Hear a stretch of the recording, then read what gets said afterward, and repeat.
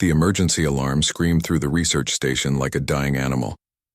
Dr. Hana Kim pressed her hands against her ears as she ran down the narrow metal hallway. Red lights flashed everywhere, making the walls look like they were covered in blood. All crew to emergency stations, the computer voice announced. Solar flare impact in 12 minutes. Radiation levels critical.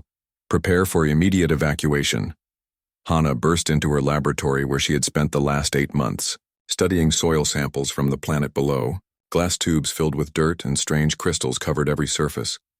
Her life's work surrounded her in neat rows and labeled containers. She grabbed her emergency bag and started throwing in the most important samples. "Hana, where are you?" Yuki Sato's voice came through her communication device. "The ship is leaving in 10 minutes. Get to the docking bay now." "I'm coming," Hana shouted back, still stuffing samples into her bag. "I just need to save the research data." She ran to her computer and started copying files to a portable drive. The numbers on the screen showed her everything she had learned about this dead planet called Kepler 442c. For 8 months, she had studied its toxic soil, its poisonous air, its deadly radiation storms. Everyone said nothing could ever grow here. But Hana had found tiny signs of hope buried deep in the rock samples. The station shook violently. Equipment fell from tables and crashed to the floor. The lights went out for a moment, then came back on dimmer than before. "Emergency power activated," the computer announced. 6 minutes until solar flare impact." Hana grabbed her bag and ran toward the docking bay. The hallways were filled with panicking crew members carrying boxes of equipment and research samples. She pushed through the crowd, her heart beating fast in her chest. When she reached the docking bay, she saw the research ship Harmony floating outside the station's big window. Captain Day Park stood near the entrance, checking names on his tablet as crew members rushed past him onto the ship. "Hana," he called when he saw her. "Thank God you're here. Get on board quickly." But as Hana moved toward the ship, Dr. Jin Lee stepped in front of her. He was the chief scientist, a tall man with gray hair and cold eyes. He held up his hand to stop her. "I'm sorry, Hana," Dr. Lee said. "You can't come with us." "What?"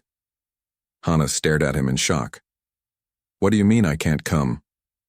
"The ship is damaged. Life support can only handle essential personnel. We have to make hard choices." Dr. Lee's voice was calm, like he was discussing the weather instead of leaving someone to die. "Essential personnel?" Hana's voice got higher. "I'm the terraforming specialist. My research could help humanity colonize dozens of planets." "Your research is about dead worlds," Dr. Lee said.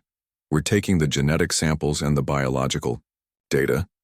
That's what matters for human survival." Yuki Sato pushed through the crowd toward them. Her face was red with anger and tears were running down her cheeks. "This is insane," Yuki yelled at Dr. Lee. "You can't leave her here. She's our best scientist." "The decision is made," Dr. Lee said firmly. "We have families on this ship. Children. They come first." Captain Day Park looked uncomfortable but didn't argue with Dr. Lee. He avoided looking at Hana's eyes. "I'm sorry," the captain said quietly. "A rescue ship will come back for you in 6 months. The station has enough supplies to keep you alive until then." 6 months? Hana felt like the air had been sucked out of her lungs. On this dead planet? With radiation storms every week? "You're the survival expert," Dr. Lee said with a shrug. "If anyone can make it, you can." The station shook again, harder this time. Pieces of metal fell from the ceiling. 3 minutes until impact, the computer announced. "All personnel must evacuate immediately." Yuki grabbed Hana's arm. "I'm staying with you," she said. "No," Hana said, pulling her arm away. "You have a daughter waiting for you at home. Go. I won't leave you here alone." "Someone has to tell people what happened here," Hana said. "Someone has to make sure they send that rescue ship." Yuki was crying harder now. She hugged Hana tightly. "I promise, I'll make them come back for you," Yuki whispered. "I promise." The crew members were all on the ship now. Only the essential officers remained on the station. "Hana, we have to go," Captain Park said. "I'm sorry, I really am." Dr. Lee was already walking toward the ship. He didn't look back at Hana. Take care of yourself, Captain Park said. Then he followed Dr. Lee onto the ship. The docking bay doors began to close. Hana watched through the thick glass as the Harmony's engines glowed blue, and the ship slowly moved away from the station. She could see faces pressed against the ship's windows, looking back at her. Yuki's face was one of them. 1 minute until solar flare impact, the computer announced. Seek immediate shelter. Hana ran to the station's observation deck. She watched the Harmony disappear into the star-filled darkness of space, taking with it her only chance of leaving this cursed planet. Below her, through the thick protective glass, Kepler 442c spread out like a nightmare. The planet's surface was covered in orange and red rocks that looked like rust. Strange crystal formations stuck up from the ground like broken teeth. The sky was a sickly yellow color, filled with poisonous clouds that moved in weird patterns. No plants grew down there. No water flowed. No life existed at all. It was a world of stone and poison and death. The solar flare hit the station like a giant fist. The lights went out completely. Emergency power kicked in a few seconds later, but many systems stayed dark. Hana could hear machinery breaking down all around her. She was alone now, completely alone on a research station orbiting a dead planet, with no way to leave and no one coming to help her for 6 months. Maybe longer, maybe never. Most people would have sat down and cried. Most people would have given up right there. But Hana Kim was not most people. She looked down at the hostile planet below and smiled. Not a happy smile, but the smile of someone who had just accepted a challenge that everyone else thought was impossible. Okay, she said to herself. You want to see what a human can do when she has nothing left to lose? Let me show you. She walked back to her laboratory to see what equipment had survived the solar flare. She had work to do. 18 months had passed since the Harmony disappeared into space. Hana Kim stood at the edge of what she now called her garden, watching the sunrise paint the canyon walls in shades of gold and orange. The view was nothing like the dead wasteland she had first seen from the research station. Green plants climbed up the rocky walls in spiraling patterns. Strange blue flowers bloomed from cracks in the stone. The air here smelled different too, cleaner and fresher than the toxic atmosphere that still covered most of the planet. Good morning, children, Hana said to her plants. She talked to them every day now. After 18 months alone, even the sound of her own voice was better than silence. She walked down the narrow path she had carved into the canyon floor. Her boots crunched on soil that she had created herself from processed rock and organic waste. Every step took her past something impossible, something that the best scientist in the galaxy had said could never exist on this dead world. The research station was gone now, not destroyed but transformed. Hana had taken it apart piece by piece and rebuilt it into something new. The metal bones of the station now formed the frame of atmospheric processors that hummed quietly as they converted poisonous gases into breathable air. The computers had been rewired into a network that monitored temperature, humidity, and radiation levels throughout her growing ecosystem. She stopped at her first creation, a tank filled with green liquid that bubbled and churned. Inside the tank, billions of tiny organisms worked day and night to break down the toxic chemicals in the planet's atmosphere.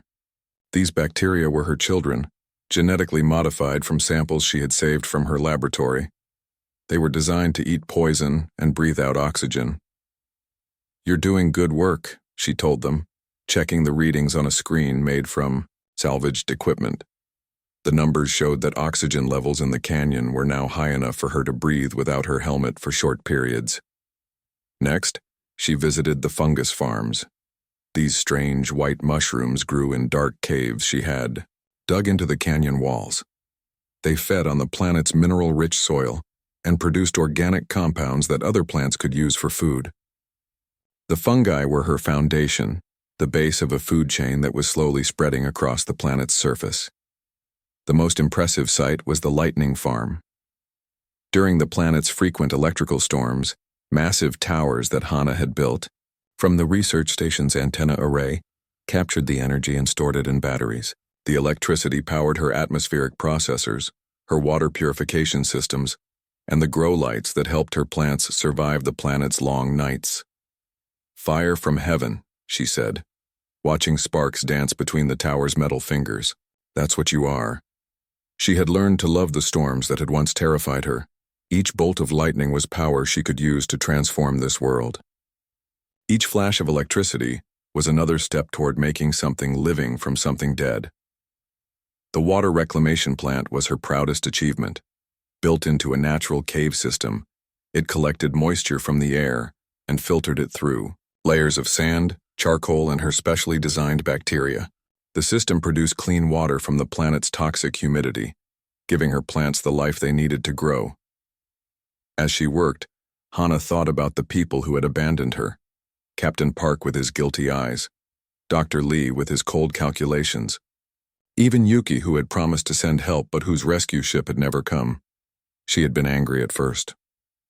Angry enough to spend sleepless nights planning what she would say to them if they ever returned. But anger was a luxury she couldn't afford. Anger didn't help plants grow or machines work. Anger didn't turn poison into oxygen or rock into soil. So, she had chosen something harder than anger. She had chosen to forgive them. Not because they deserved it, but because forgiveness was the only emotion that helped her create instead of destroy. Every time she felt hatred burning in her chest, she channeled that energy into her work. Every time she remembered their betrayal, she planted another seed. "Forgiveness garden," she said, entering the newest section of her ecosystem. Here, she had created plants that actually healed the planet's radiation damage. These remarkable organisms absorbed harmful radiation and converted it into harmless heat and light. They glowed softly in the darkness like living stars scattered across the canyon floor. The plants in the forgiveness garden were the most beautiful things she had ever created. Their leaves were silver and gold. Their flowers shimmered with colors that had no names. They grew in perfect spirals that seemed to dance in the wind. Looking at them, no one would ever guess they were eating deadly radiation and turning it into beauty. As the day wore on, Hana checked on her other projects. The atmospheric monitoring station showed that her work was having effects far beyond the canyon. Wind patterns were carrying her modified bacteria across the continent, slowly changing the composition of the planet's air. Satellite images from the station's remaining equipment showed green patches appearing in places she had never been. Her communication array, built from the research station's old radio equipment, sent out daily reports to space. She didn't know if anyone was listening, but she kept broadcasting anyway. Her messages contained detailed information about her terraforming techniques, her discoveries about the planet's unique ecosystem, and her progress in creating life from death. "Day 543, she said into the microphone. "Oxygen levels in the primary canyon now at 18%. Bacterial colonies have spread to an estimated 12,000 square kilometers. First generation of flowering plants showing successful reproduction. I am no longer just surviving, I am thriving." She paused, looking out at her impossible garden. "To anyone who might be listening, I want you to know that being abandoned here was the best thing that ever happened to me. I have learned that humans don't need perfect conditions to create miracles. We just need the courage to begin." That night, as Hana lay in her bed made from salvaged research equipment, she listened to the sounds of her living world. Water trickling through her purification systems, the gentle hum of atmospheric processors, the whisper of wind through leaves that shouldn't exist. She had built all of this from the bones of betrayal, the fire of determination, and the healing power of forgiveness. And she was just getting started. 3 years after the harmony had left her to die, Hana Kim stood on the highest peak of her canyon and looked out at a world that had never existed before. The morning sun revealed something that would have been impossible to imagine when she first arrived. Forests of silver trees stretched toward the horizon, their leaves catching the light like mirrors. Rivers of clean water flowed between hills covered in flowers that bloomed in colors the human eye had never seen. "Look what we built together," she whispered to the wind. Her simple garden had become something much more. The entire planet was changing, transforming from a dead rock into a living world. And it was all because one abandoned woman had refused to give up hope. She climbed down from the peak and walked through what she now called the Heart Grove. These were her first successful trees grown from seeds she had created by combining genetics from a dozen different earth plants. They were tall and strong, with bark that could resist radiation and roots that could find water in the driest soil. The trees were not just beautiful, they were working machines, constantly processing the planet's atmosphere and turning poison into clean air. Their leaves absorbed toxic gases and their roots filtered contaminated groundwater. Each tree was like a living factory, designed to heal the world around it. "Good morning, old friends," Hannah said, touching the bark of the largest tree. She had named it Guardian because it was the first to survive the planet's harsh conditions. Guardian was now 30 feet tall, with branches that spread wide enough to shade her entire original campsite. Under Guardian's branches, she had built her new home. It was nothing like the research station she had once lived in. This house was grown rather than built, made from living wood that had shaped itself around her needs. The walls were alive, filtering air and regulating temperature. The roof was covered in flowering vines that provided food and medicine. Inside her living house, Hannah checked on her latest project. On a table made from crystallized tree sap, she had arranged dozens of seed pods. Each pod contained the genetic blueprint for a new type of plant, designed to solve a specific problem on the planet's surface. Some seeds would grow into plants that could survive in the radioactive deserts near the planet's equator. Others would become floating gardens that could clean the toxic lakes in the northern regions. The most advanced seeds contained plans for plants that could actually repair the planet's damaged ozone layer. "Every problem has a solution," she said, examining a seed pod under her microscope. "We just have to be creative enough to find it." Her communication array had grown too. What started as a simple radio had become a complex network of satellites and relay stations spread across the planet. She used salvaged equipment from the research station and materials she had learned to create from the planet's own resources. Every day she broadcast her progress to the stars. Her messages now included detailed instructions for terraforming, techniques that had never been tried before. She shared her genetic designs, her atmospheric processing methods, and her discoveries about creating sustainable ecosystems on hostile worlds. "This is Dr. Hannah Kim on Kepler 442c, she spoke into her microphone. "Day 1095. I want to report something incredible.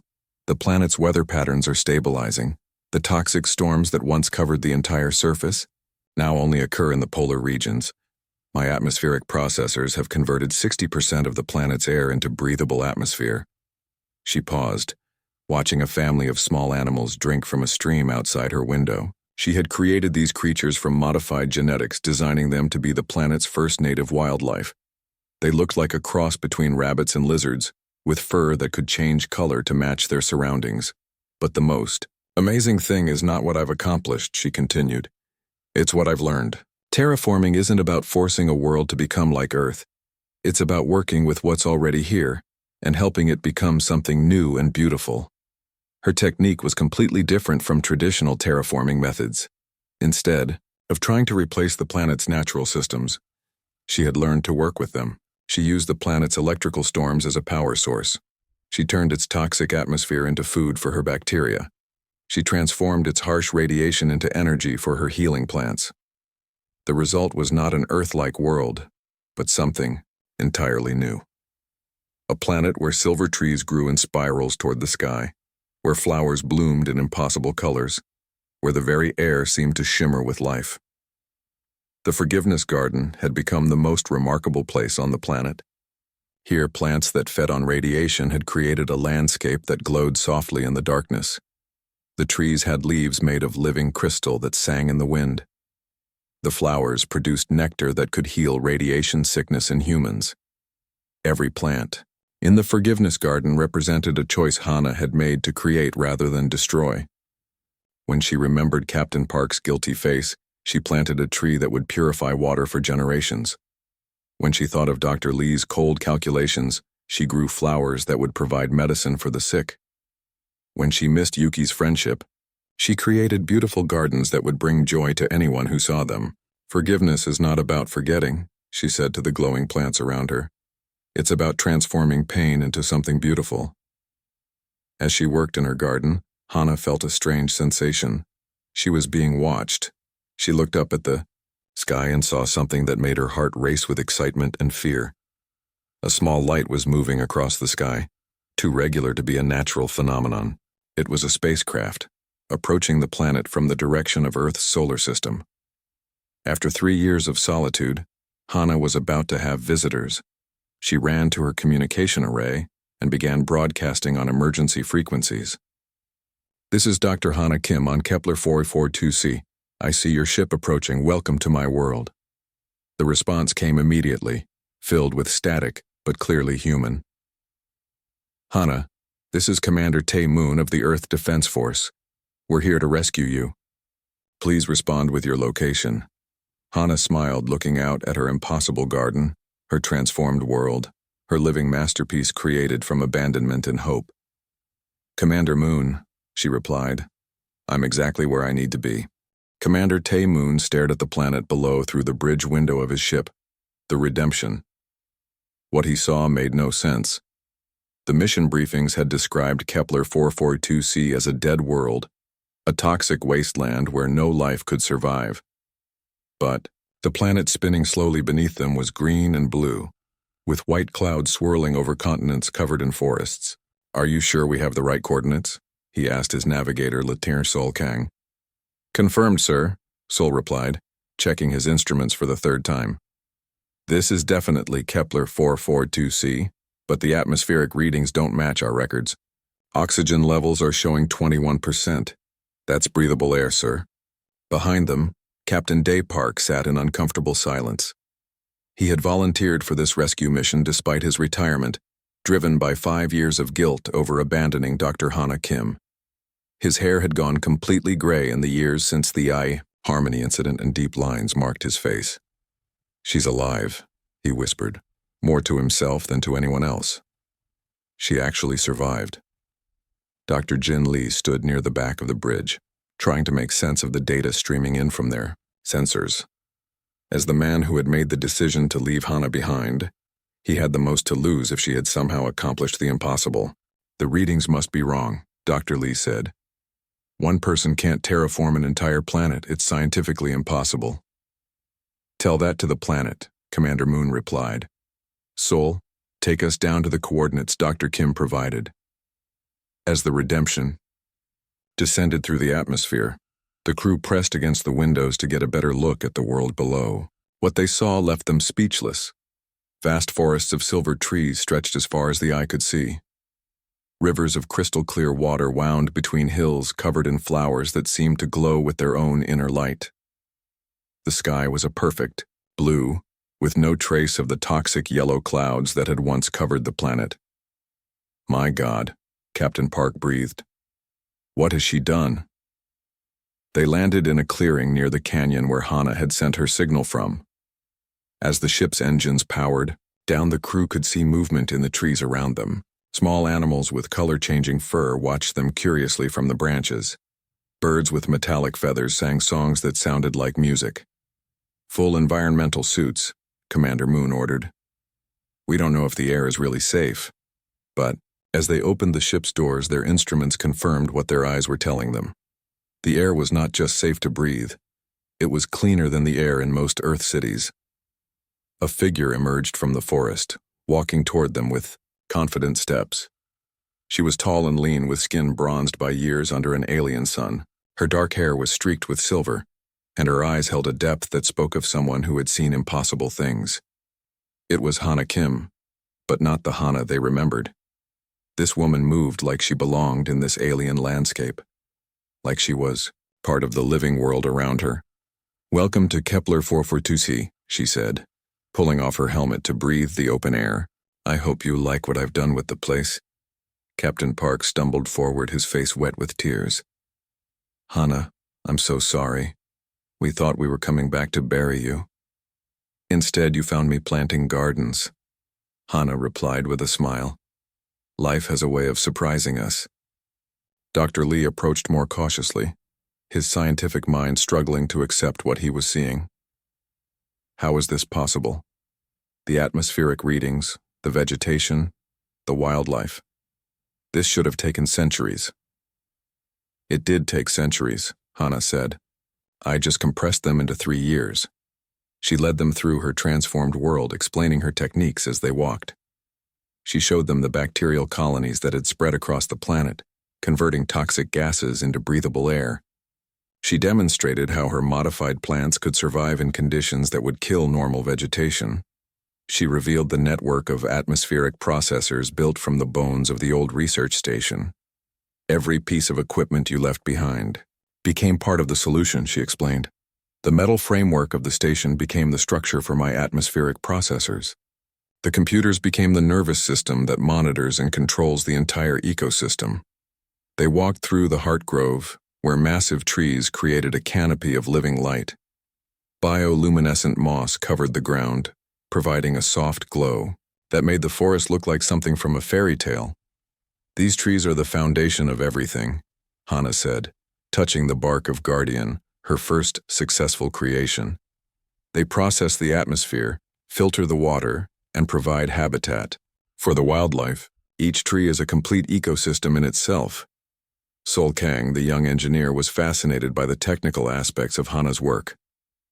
But how did you power all of this? The energy requirements for planetary terraforming are enormous. Hana pointed to the storm towers rising above the canyon walls. The planet provided its own power. Those electrical storms that everyone thought were a problem became my greatest resource. Every lightning strike was energy I could capture and use. She showed them the forgiveness garden, where plants that fed on radiation had created a landscape of impossible beauty.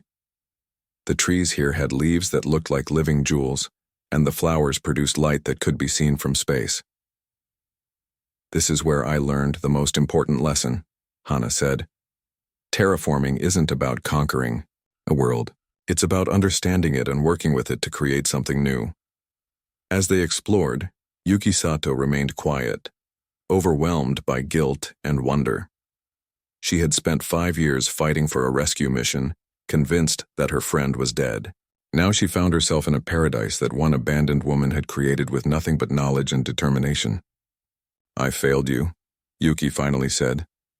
I promised I would make them send help, but the bureaucracy moved so slowly. By the time we got approval for a rescue mission, everyone assumed you were dead. You didn't fail me, Hana replied. You gave me the greatest gift possible. You gave me time to discover what I was truly capable of. Commander Moon studied the transformed landscape with professional interest. Dr. Kim, what you've accomplished here changes everything we know about terraforming. These techniques could help humanity colonize dozens of worlds. That's why I've been broadcasting my research, Hana said. Every day for 3 years I've been sharing my discoveries with anyone who might be listening. Terraforming knowledge should belong to all of humanity. Dr. Lee remained skeptical. But the risks of genetic modification on this scale, the unpredictable effects on planetary systems, the possibility of creating something dangerous. The only dangerous thing, Hana interrupted, is the assumption that we know what's impossible.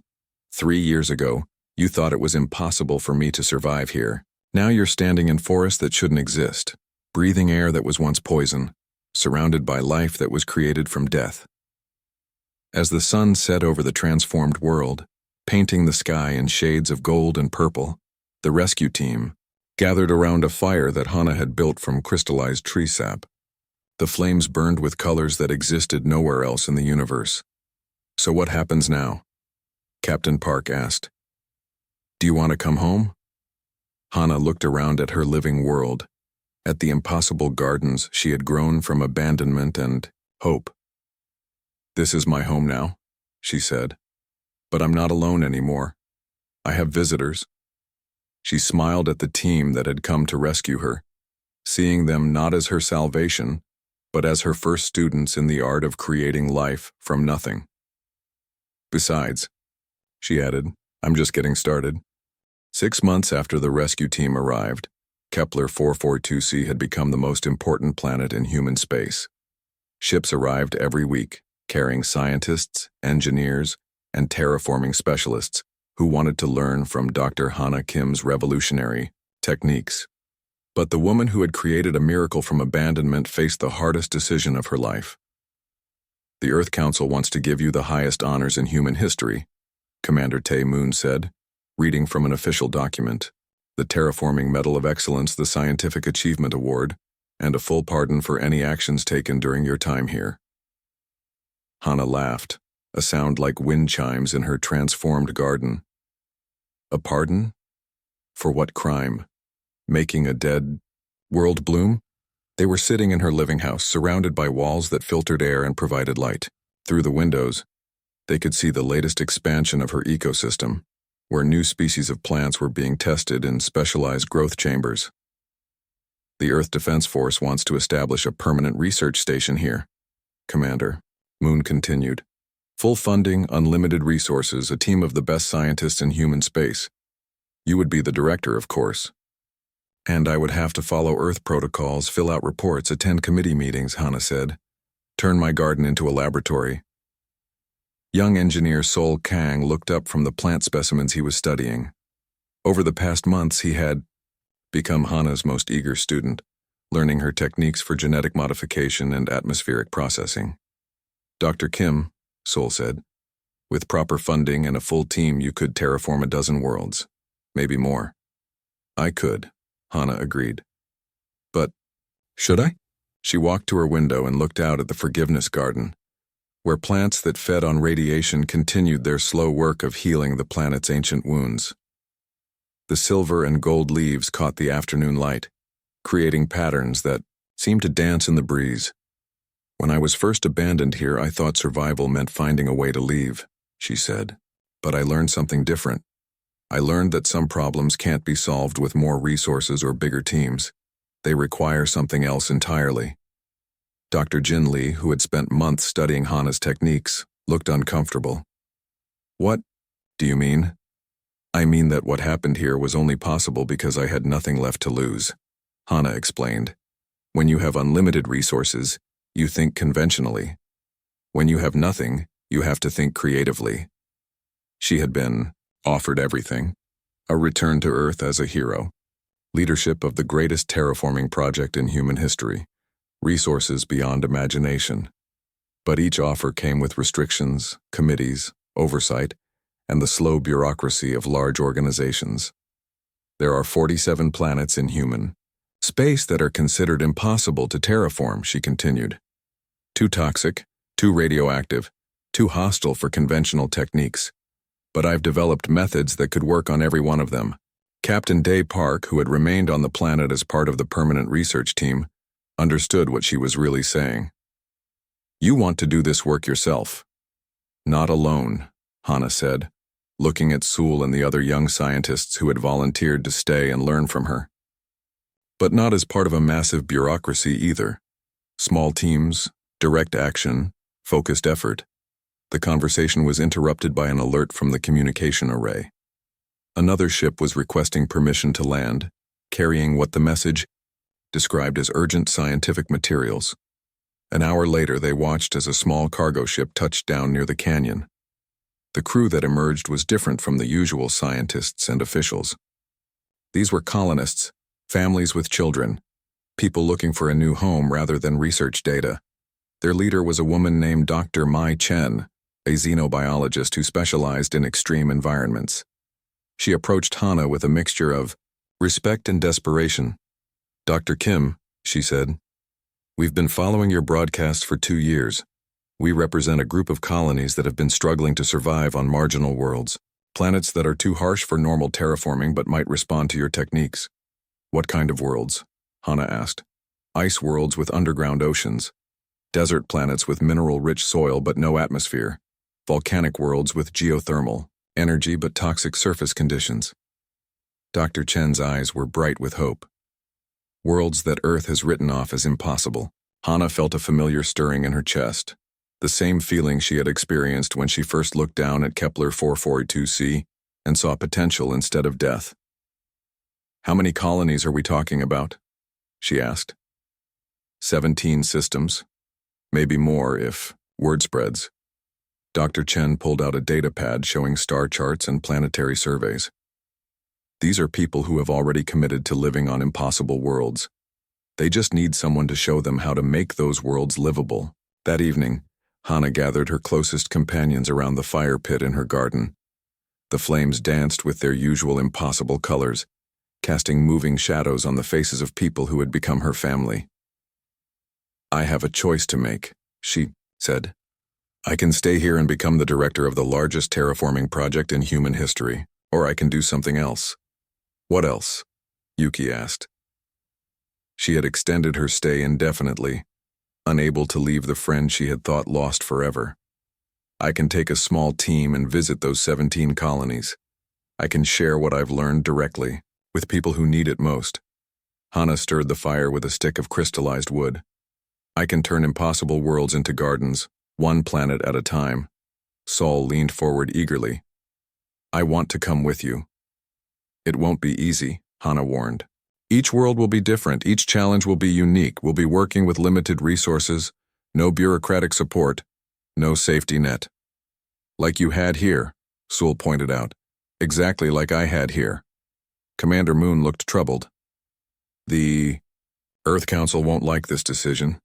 They're expecting you to work within official channels." "The Earth Council didn't create this garden," Hana replied. "They didn't turn poison into oxygen or death into life. They didn't forgive the people who abandoned them and use that forgiveness to build something beautiful." She stood up and walked to the edge of her garden, where the light from her bioluminescent plants created a soft glow that extended as far as the eye could see. In the distance, she could see the storm towers that had captured the planet's fury and turned it into creative energy. "I built all of this from bones, fire, and forgiveness," she said. "The bones of a research station that became the framework for atmospheric processors. The fire of lightning storms that powered impossible dreams. The forgiveness that turned abandonment into opportunity." She turned back to her companions, her decision made. "I'm going to teach other people to do the same thing. Not as part of a massive government project, but as individuals who refuse to accept that anything is impossible." Dr. Lee shook his head. "You're giving up the chance to be the most influential scientist in human history." "No," Hana said with a smile. "I'm choosing to be something better. I'm choosing to be a gardener." 3 months later, Hana stood on the bridge of a small ship called the Seedling, watching as Kepler 442c fell away behind them. The planet was green and blue and beautiful, with clouds that carried the spores of her creations to continents she had never visited. Her team was small but dedicated. Sol Kang had brought his engineering expertise. Dr. Mai Chen had joined them as a specialist in extreme environments. A handful of other scientists and technicians had volunteered for what many considered a foolish mission. They were carrying seeds and genetic templates, atmospheric processors built from salvaged equipment, and most importantly, the knowledge that impossible things were possible if you had the courage to try. Their first destination was a frozen world called Titan's Gate, where colonists were struggling to survive in underground cities while the surface remained locked in eternal winter. "Are you sure about this?" Yuki asked. She had chosen to return to Earth but promised to help coordinate support for Hana's missions from the home system. "I'm sure," Hana replied, watching the stars ahead of them. "Every abandoned world is a chance to create something beautiful. Every impossible challenge is an opportunity to prove that humans don't give up." As the Seedling jumped to hyperspace, carrying its cargo of hope and determination toward another dead world that would soon bloom with life, Hana Kim smiled. She had been abandoned once, and turned that abandonment into the greatest garden in human space. Now she was going to teach the entire galaxy what could grow from the bones of despair, the fire of determination, and the infinite creative power of forgiveness. The impossible was just another word for not yet accomplished. And Hana Kim was just getting started.